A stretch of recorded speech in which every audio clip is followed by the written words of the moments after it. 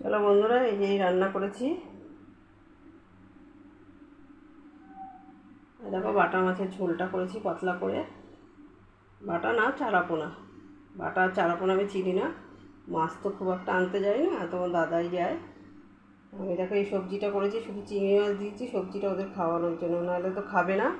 তার জন্য চিংড়ি মাছ দিয়েছি বলে চিংড়ি মাছের গন্ধতে সবজিটা খাবে।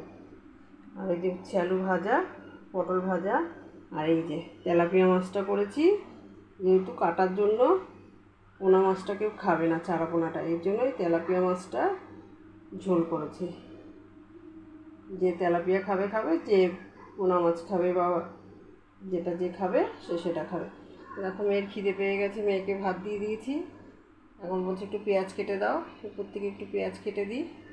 এই যে তরকারি দিয়েছি, জানি না খাবে কিনা, উচ্ছে ভাজাটা দিয়ে মাছের ঝোলটা দিয়েই খাবে, সবজিটা দিয়েছি, কতটা কি খায়। তো চলো, গরমে পাগল হয়ে যাচ্ছি।